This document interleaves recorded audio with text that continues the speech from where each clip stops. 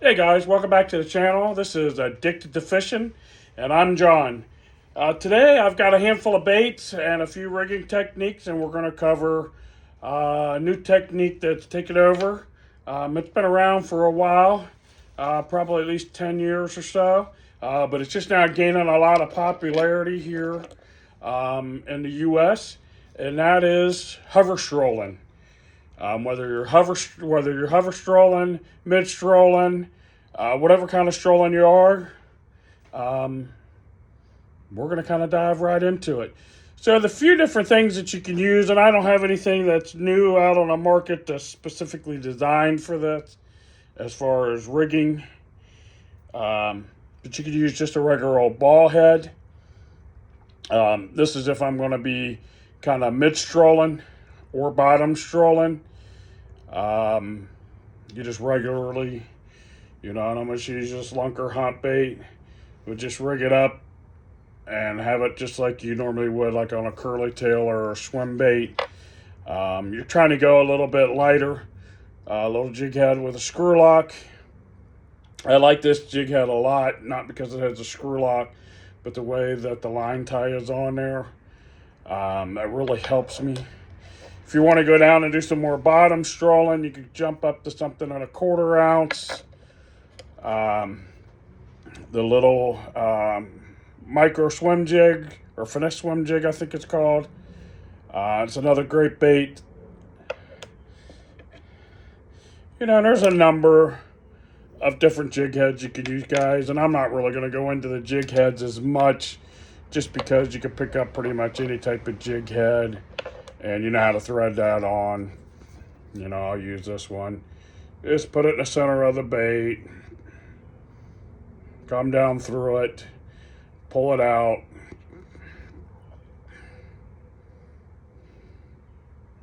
and have yourself set up. Pretty simple, pretty easy to go. I will cover the next kind of presentation in a lot more detail. And that's kind of just the regular strolling. And it's where you're trying to get as lightweight as you can, kind of put more of the weight distributed in mid body. With that, you're going to need a couple key components. Depending on the size bait you're using, depends on the hook size you're going to use. These are just regular 90-degree jig hooks that I would use to pour something like this, or you'd be pouring something like this. It's a kind of good part of buying these in bulk. I use these for when I have to make some jigs, or when I'm strolling. The next key component that you need is a little nail weight. A couple things you can do here. Core Tackle has out a great product now, and I was doing it before they rolled it out on my own. Was you could take and put the nail weight directly on that 90-degree bend hook. You can either tie it to it, or what I did is just take a piece of heat shrink and heat shrink it up on there. One of the nice things about some of these nail weights that I like is if I pull this one out, and I just used a bigger one so it was a lot easier to see, is if this is too much weight, I can always break off some pieces. So basically, guys, the way you rig this up is you take your favorite soft plastic, and the way I go in is I go in right about there with my nail weight, and I kind of just barely get it into that belly section. Then I pull it up and over, so I'm left with that. You can see that core shot. This is a little lunker hunt bento swim bait, but you can see that in there. Then you come back with your hook. We do not go through the nose. I come in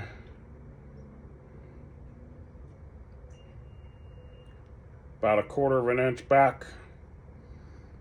Of course, guys, you want to line this up to see where you need to come out. This one's been rigged and caught a few fish on it, so I kind of know where I gotta go. But I'll go in.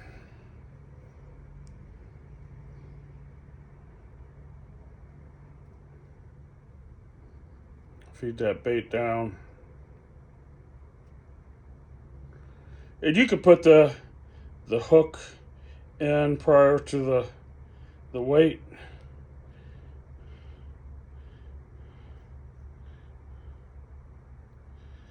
And I may not get this one exactly straight just because it has been wore out a little bit.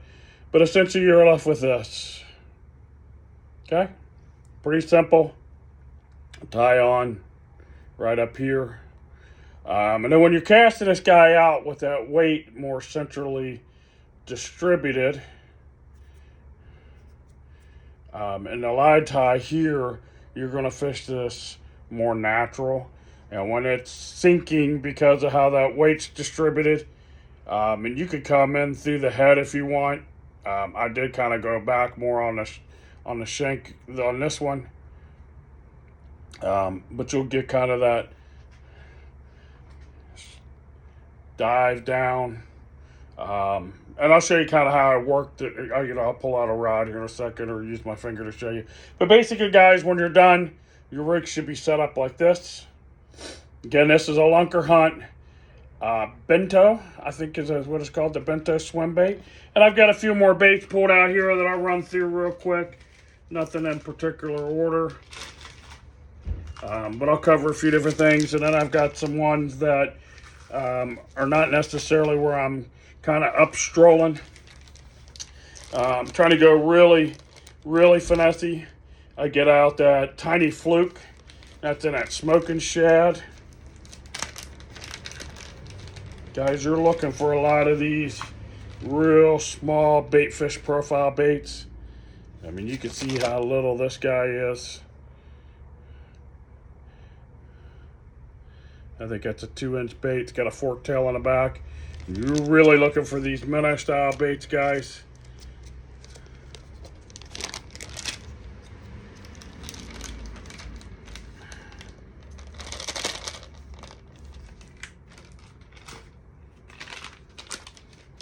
The Berkey Power Bait, the Twitch tail, this is 3-inch. I showed you this in one of my chatterbait videos that I love using on a small chatterbait, but I like to, kind of gives you more of a subtle tail movement, but you can see I'm still looking at that bait fish profile. When you're strolling, guys, these baits are key. You'll see some of them are really small, and then I'm going to try to separate them here. Some get a little bit bigger. And it really depends upon, you're matching a hatch type thing. One bait that came out, I don't think it ever gained a lot of popularity, but I love it for this. I've got a few different sizes. And this is kind of, and I don't have the original package to know the colors. This is kind of like a Pro Blue. But this is the sick fish. You get kind of that boot tail, heart tail type profile on the back. Pretty realistic little minnow. But that's a great little bait. I think that's made by Berkeley. It was one of the skeet reese lures. Great little bait to be thrown this style. Another one, I don't quite remember what this bait is. Forgive me, guys. But it's another one of those. This one I've had forever. Great little bait fish profile. I wrecked out a lot of little largemouth on that. Up to about 3 pounds. Just kind of strolling that bad boy. For you guys out there with the forward-facing sonar, this one's designed for that. Kind of give you that better ping. Obviously I'm not using forward-facing sonar on the bank, but this is the Yum sonar minnow. I like the profile. This is in gizzard shad. It's got that definite silver shad color belly, little translucent back with some purple and gold in it. In my area, that matches my my forage fish a lot. The one that kind of started it for me, and the one I fished the most, is the Mega Bass Hazedong. This is in U.S. Goby. I'll take one out for you. I love that little bait. I also drop swim with this. Kind of a lot. You can it's kind of like mid strolling, but you just got a drop shot. You throw it out with that dude on it. You just kind of hop it back in. With that drop shot weight below it, it keeps that bait up suspended. But that's not what this strolling technique is all about. Let's see. Kind of more non-traditional styles. The Kitech Easy Minnow. Great little bait to throw on that. This is the power bait Jordan Lee designed. It's called the Champ Minnow.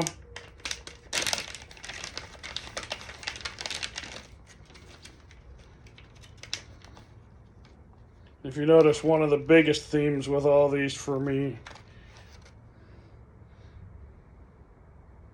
it's got that black with that smoky shad color belly. But anyway, guys, one of the big themes, if you've noticed here, we're going with all that little bait fish profile. Great thing about these guys, they were on clearance at my local Ollie's. I got them for about $4 or $5 a pack. They want I'm doing more of that bottom strolling, and I can also do kind of the mid stroll too, but it's definitely what I'm targeting. Bigger bass. I know they're in the area, or my bait fish is a lot bigger. This is the color is called Ice. It's the Street Z by Z-Man. You can also use a fluke.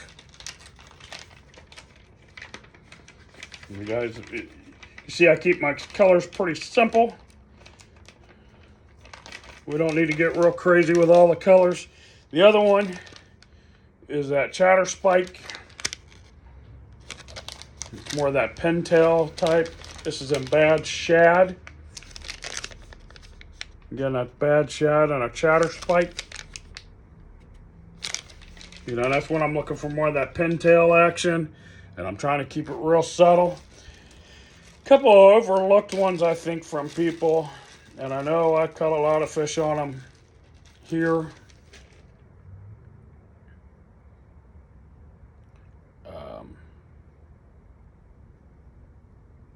This is a little Helgermite. Now I use the smallest weight I can find with this. Again, still hooking it the same way that I showed you to hook this. Sometimes I'll fish these guys completely weightless, give it more of a, you know, it takes a lot longer for it to fall. I've got several different types of Helgermites, but a Helgermite's a great lure for that. And another one that's great for it, this just happens to be by Yum. It's called the Craw Bug. This one's in crawdad color. And I have yet to ever open this pack. So let me get this opened up real quick.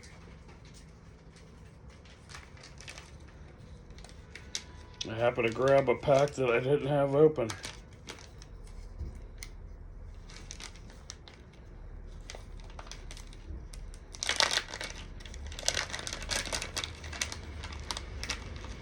These guys are really small. This time of the year, it's a great bait. My fish are keying in on crawdads a lot. But you can absolutely rig this up. One of the key things that I like to do, guys, with these little crawdads is I don't like putting the weight on this end. I'll definitely pin the weight here, because what I want it to do is sit in this position. And you see crawdads in the water, they're sitting like this. I've seen some guys that rig them here, and that crawdads coming through the water like this. That's not how they scurry. They definitely scurry backwards, and whenever they stop, their crawls up. These guys are all split, kind of right there in the front. That appendage is kind of in the way. So this is one that I put more on a Ned head, or something that I'll fish. Like if I've got one of these, I definitely want to put attach the nail weight to the shank of the hook. If not, it's just going to fall right out that tube. I didn't realize when I started rigging them like that that's how they were. And of course I lost my nail weights right away. Another option that I've been experimenting with as far as rigging and a hook, you know, if you're fishing around cover, you don't necessarily want that exposed hook, is I've gone to more of not a 90 degree, but probably a 28 degree, or I think is what they call that, with the screw lock on it, hitchhiker, whatever you want to call it. But it's quick, it's easy. You know, you screw the head down in, and then you can definitely keep it weedless. That's a great option. It works really, really well. I don't see a lot of people talking about that, but I think that's something that people will start using a little bit more when they're trying to find something to keep their hover rig a little more weedless. But anyway, guys, that's a real quick informational video about the hover rig. If you haven't tried it, I highly recommend it. It's great for pressured areas. It's great for throwing out and being able to stroll through the water column, giving you a great, realistic, natural presentation. I don't know how much more of a natural presentation we can get beyond this. But the hover rig is definitely something that I've got in my arsenal, and I've been kind of fishing it a little bit for a couple years. Although I wasn't fishing it on a 90 degree hook. Once I learned that you should probably fish it on that 90 degree hook, to me, it makes a world of difference.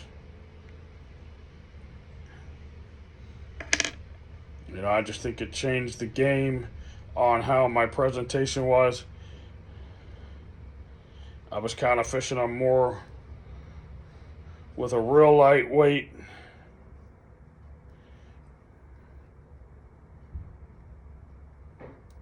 Well, I forgot that this guy has that Mylar inner piece. Yeah, I have to come back to that. Put that Mylar back inside that body if I can. If not, I'm not worried about it. That one's been beat up quite a bit. But anyway, guys, what I would do before, and you can still do it this way too if you want, but as I just used a little small straight shank hook, and then I would put a small weight, clip it right on the shank of the hook. So anyway, guys, the way you want to do this, especially if you're trying to hover rig it, is you kind of cast out. Let me see if I've got a small rod here.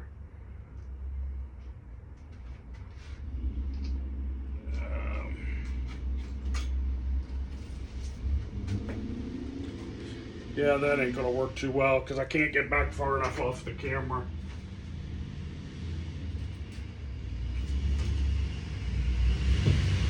Anyway, guys, what you want to do is you want to cast it out, and then I'm constantly shaking and reeling real slow. You know, and you're going to count it down to the depth that you want it, and then I'll shake it and reel it back in. It's a great technique that I found on a couple of places where the fish are really, really pressured and are up on the bed. Is cast that dude out, get it on the bed, and shake it. I don't go with a jig head. I use that first setup I showed you. I want that more natural presentation for them. But it works really, really well, especially on some really pressured bed fish. You know, I could cast it in there, give it that realistic, ultra realistic look, and this fish would just completely come unglued on it. You gotta remember too, guys, while I'm putting this one back in, I took that mylar out. You gotta get this thing as straight as possible. If it comes out and it's looking like that, you need to put this thing back in. Bring it out as dead center as you can get it. And you need that turkey as straight as you can get it on there. But anyway, what I've been doing with the bedfish is I put the weight in the front. I take it. I won't use one with a boot tail. I've cut the boot tail off of these before when they get chewed up. But that's where I'll use one of them straight pintail baits. Put it in there and shake it, so it's kind of shaking. But anyway, guys, what you're trying to get when you're reeling this thing in and you're shaking and reeling is you want to see this bait kind of giving you that side-to-side action. And when you're killing it, you know, it's not going to just drop. It's going to kind of flutter, especially if there's any little current in the water. You know, when I'm fishing in the rivers, this thing goes just all over the place. And it's got a real natural, realistic dying bait fish pattern. When you think about a bait fish dying in the water, they kind of go down, and they come back up, go down, and they kind of go erratic and all over the place. One of the reasons why I believe the fluke works really, really well.